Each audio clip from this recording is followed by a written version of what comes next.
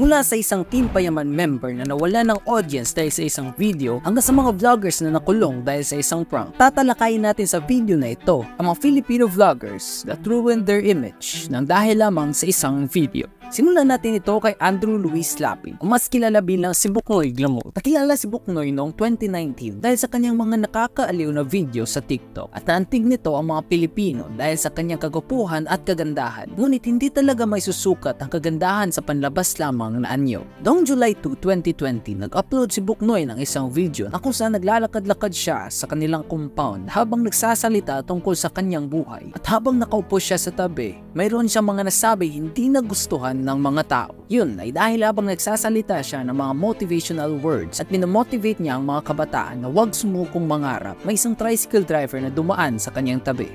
Pero ang gusto ko talaga sabihin sa inyo is wag na wag kayong sumukong mangarap, wag na wag kayong sumuko na tuparin yung mga pangarap niyo kasi kung hindi kayo magsusumikap sa buhay, walang-wala kayong mararating tulad nito. Kuya! Hi ka sa vlog ko. Hello!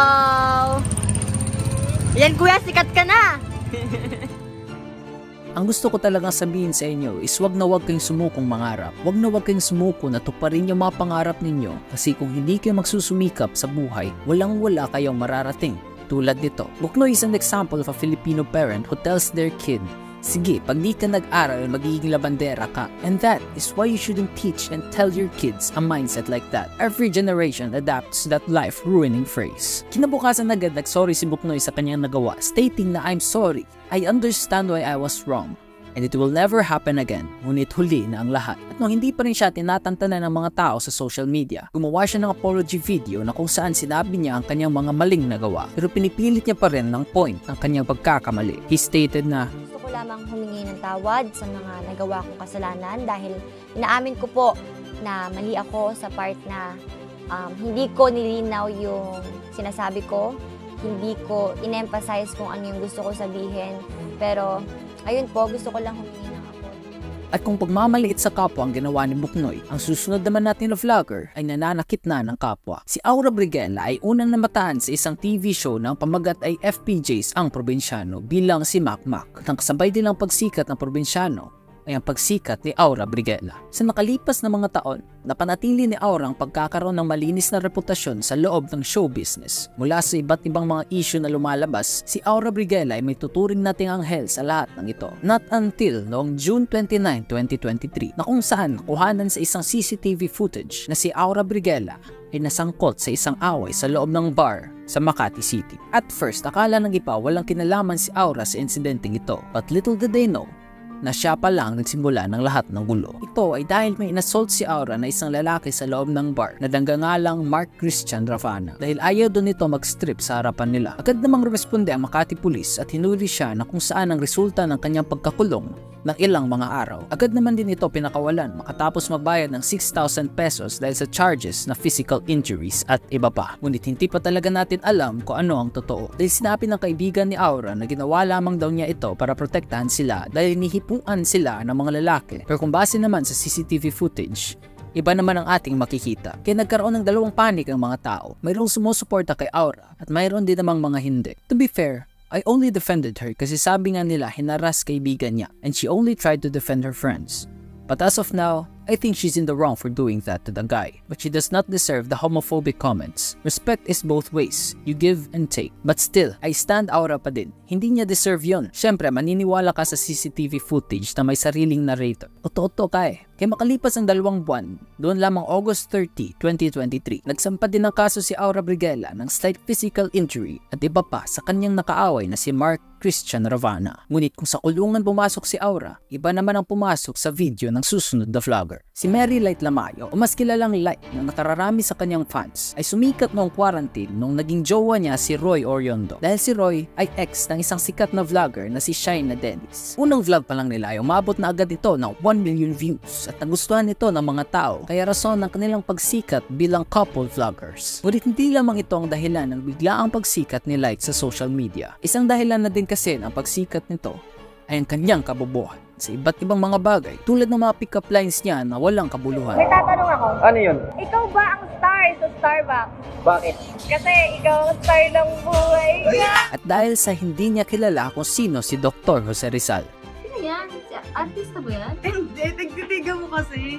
Mary Light is the malansang isda Dr. Jose Rizal is referring to in this passage. Jose Rizal didn't sacrifice himself for our country for Mary Light not to know him. Ngunit sa lahat ng mga issue at controversy na nangyari sa kanya, isang particular na video ang sumira sa imahe niya sa YouTube. Noong June 29, 2020, nag-upload sila ng Q&A video kasama ang best friend ni Light. At habang sinasagot nila ang mga tanong na binabato sa kanila ng kanilang mga fans, iba naman ang binabato ni Roy sa background. It was allegedly na ni Roy si Light sa likod habang sumasagot sila sa mga tanong ng mga audience. At agad itong pinagfiestahan ng mga tao sa social media. Roy and Barry Light, the Clover. Gagong Mary Light na to ang dugyot.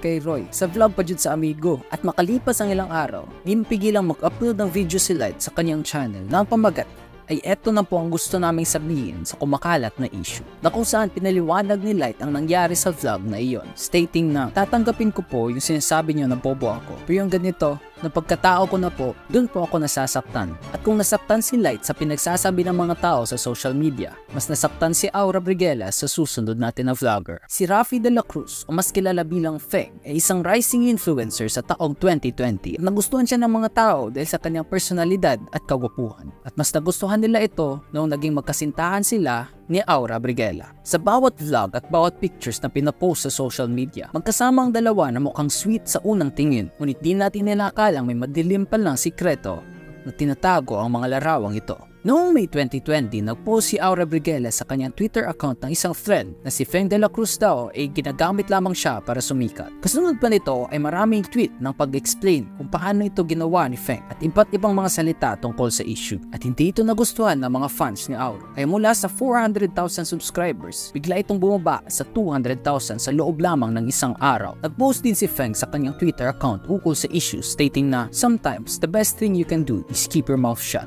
and your eyes open. The truth always comes out in the end. Nagpost pa siya ng madaming tweets para linisin ang sarili niya. Pero sa huli, lumabas din ang katotohanan na hindi lamang pala si Aura ang ginagamit ni Feng, kundi marami pang iba. Makalipas ang ilang buwan, nagpost si Feng ng isang Q&A vid kasama ng isang vlogger na marami ding mga issue.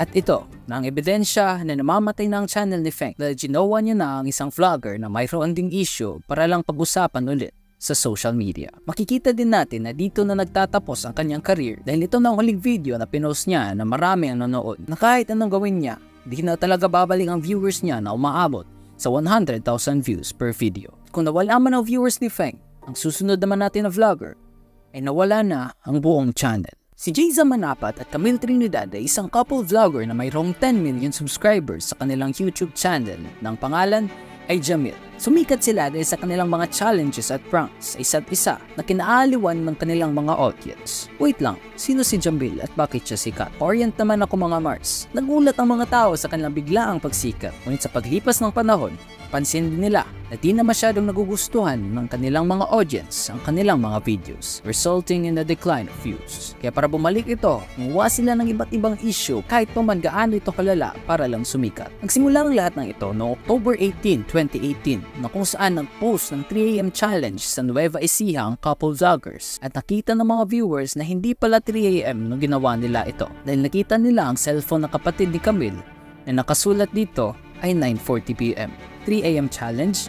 More like 9:40 PM challenge. So 9:40 PM is the new 3 AM. Thanks Jamil, not a basher nor hater. I really hate Jamil, especially their 3 AM challenge. Agad naman ito nag-upload ng apology video makalipas ang ilang araw, pero hindi nila alam ng video na ito ang sisira sa kanilang imahe. Makalipas ang ilang taon, nagkaroon na naman ng cheating issue ang Jamil na kung saan nag-cheat si Jayza Manapat sama ang 3 babae na kung saan umabot na din sa Rafi Tulfo in action. At dahil sa sunod-sunod na mga issue para sa ikabubuti ng kanilang mental health at para magkaroon ng peace ang kanilang mga buhay, napagdesisyonan nila na i-delete ang kanilang YouTube channel.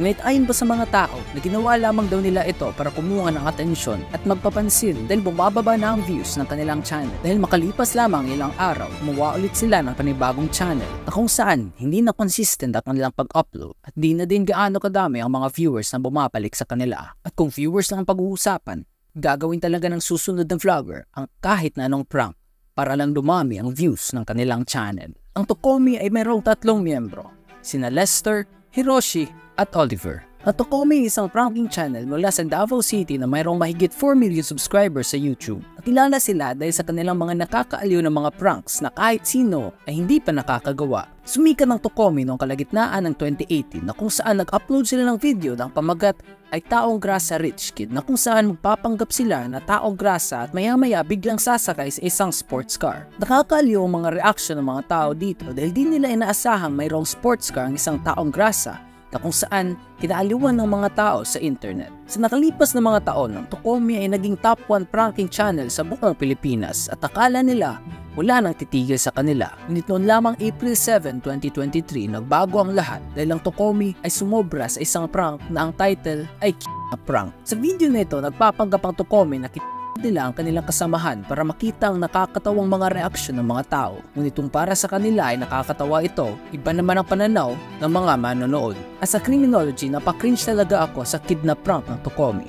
May makontent lang talaga. Okay naman sila sa comment trolling nila dati na harmless, but that shit they did is very alarming. Paano kung mahubog sa public yung kaisipan na baka prank lang sa face ng lehitimong krimen? Kitid mag-isip ng mga content creators ngayon. Ang prank na ginawa ng Tokomi ay lumabag sa Revised Penal Code Article 153 na kung saan nangangahulugang the disturbance or interruption shall be deemed to be tumultuous if caused by more than 3 persons who are armed or provided with means of violence, na kung saan naging resulta ng pagka-aresto ng Tokomi brothers. Si Zildjian Parma ay isang miyembro ng isang sikat na YouTube group na ang tawag ay Team Payaman. Si Lincoln Velasquez o mas kilalang Kong TV ang nagbigay ng daan upang siya ay sumikat at una siyang namataan sa video ni Kong ng pamagat ay jet plane. Ngunit sa paglipas ng panahon ay maraming mga fans ang nakakapansin na lumalaki na daw ang ulo ni Zildjian. Mula sa hindi pagsara ng gripo hanggang sa pagkakagusto niya sa kapatid ni V habang may girlfriend siya, maraming mga maliliit na issue ang ginawa ni Zildjian Parma sa loob ng Team Payaman. Ngunit pinalipas lamang ito ni Kong para hindi na lumaki ang mga issue. Not until noong September 2023 nang in-upload niya ang video Q&A na kung saan sinagot niya ang mga tanong ng mga tao tungkol sa mga kumakalat na issue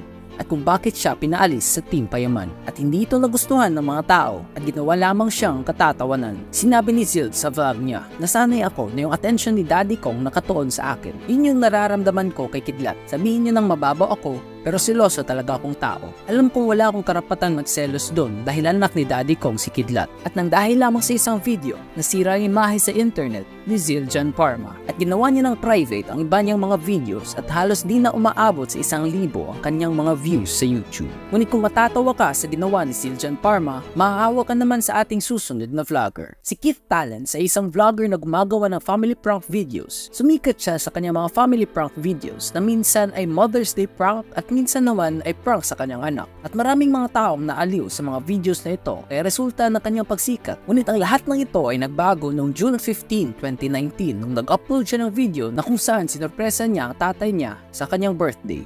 Ngunit pagdating nito sa kinaroroonan ng kanyang ama ay wala na itong buhay. Ngunit iba naman ang reaksyon na nakuha ni Keith mula sa kanyang mga fans. Just saw Keith Talents vlog about his dad and I know that it's hard to lose someone you love. But does he really need to post it on YouTube? His death should not be used as social media content for your vlog. With mid-roll ads and even without ads, really disturbing. Sa mga nagde-defend pa rin kay Keith Talents, please take note that his father died on June 15. He also edited and posted it ng June 15. He put ads on it. YouTube also prohibits posting corpse. His brother also posted a selfie with their father in the coffin in a bad manner. Yun ay dahil ang video na pinost ni Keith ay maraming ads. Edited pa yung video which makes his viewers think na he would do anything lang para sa clout. Of course, meron din mga fans who share their condolences. But at the end of the day, si Keith ang naging topic ng mga sikat na YouTubers at higit sa lahat ng buong internet.